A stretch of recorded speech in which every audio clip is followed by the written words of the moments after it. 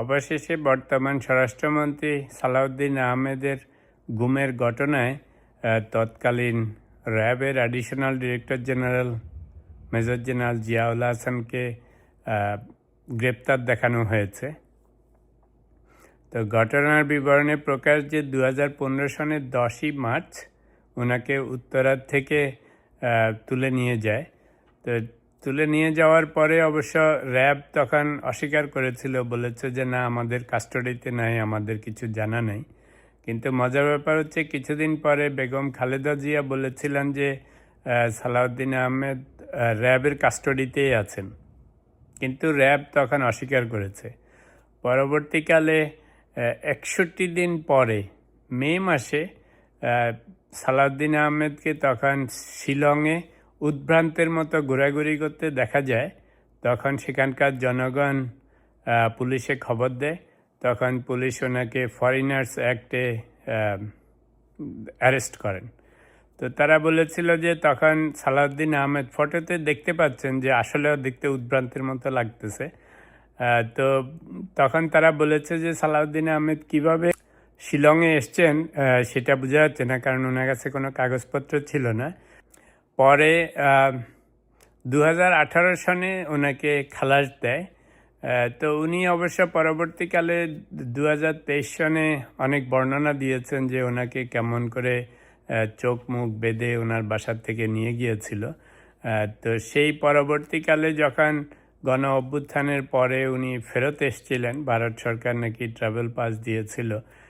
তো আসার পরে আপনাদের মনে আছে তৎকালীন এনসিপি, জামাত বা অন্যান্যরা মক করে বলতো যে উনি আসলে গুম হন নাই, উনি শিলংয়ে ছিলেন। এই জন্য এরা এখন পর্যন্ত শিলং সালাউদ্দিন বলে ওনাকে একটু মস্কারা করেন। অনেকে বিশ্বাসই করেন নাই যে ওনাকে গুম করা হয়েছিল, কারণ সেটার একটা কারণ ছিল যে উনি কেন মামলা করছেন না।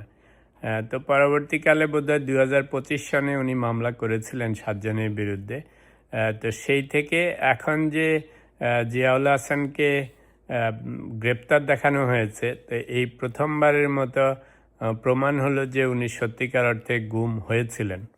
তো যদিও আমার ধারণা সেই শিলং সালাউদ্দিন বেশি নাম হয়েছে যেহেতু 2018 সনে ওনাকে খালাস দিয়েছিলেন। তো 18 থেকে পরবর্তীকালে বাংলাদেশে আসা পর্যন্ত ওই সময়টা তো উনি শিলংয়ে ছিলেন। তো সেই জন্যই হয়তো অনেকে শিলংয়ে থাকা অবস্থায় ওনার যে সুন্দর যে একটা বাসায় ছিলেন, সুন্দর কাপড় চোপড় পরে বসে থাকতেন, তো সবাই মনে করতেন যে কি ব্যাপার, যদি গুমই হয় তাহলে উনি এত শান শওকতে কেমন করে আছেন।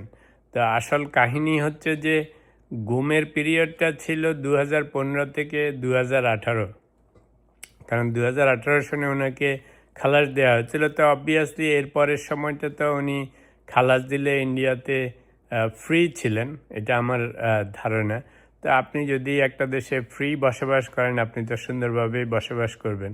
প্লাস ডোন্ট ফরগেট উনি আগেও মন্ত্রী মিনিস্টার ছিলেন বিএনপির। তো ফলে সেই ঘটনা যেটা সবাই শিলং সালাউদ্দিন বলে মক করে, কিংবা ওনার গুমের ঘটনাটাকে মক করে, তো কথাটা মিলে না এই কারণে, কারণ আপনি পুরো স্টোরিটা না জানলে তো আসলে বুঝতে পারবেন না। তো ওনার গুম হওয়ার পরে, মানে ওনাকে যখন তুলে নিয়ে যায় 2015 মার্চে, তখন ওনার ওয়াইফ কমপ্লেন করেছিলেন, কিন্তু র্যাব তখন বলেছে যে না, আমাদের কিছু জানা নেই। তো মজার ব্যাপার হচ্ছে একসময় সালাউদ্দিন সাহেব সেই গুমের বর্ণনা দিয়েছিলেন 61-63 দিন, অর্থাৎ সেই মার্চ থেকে মে পর্যন্ত ওই সময়টার।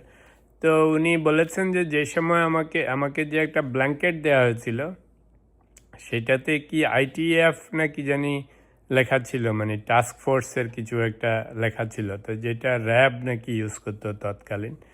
তো যাই হোক, তো এখনকার সেই জিয়াউল হাসানকে সেই সালাউদ্দিন আহমেদ সাহেবের গুমের মামলায় আন্তর্জাতিক অপরাধ ট্রাইব্যুনালে গ্রেপ্তার দেখানোতে অন্তত একটা প্রমাণ হয়েছে যে ওনার গুমের কাহিনী সত্যি। তো সবাই মিসআন্ডারস্ট্যান্ড করেন ওই পিরিয়ডটার সাথে।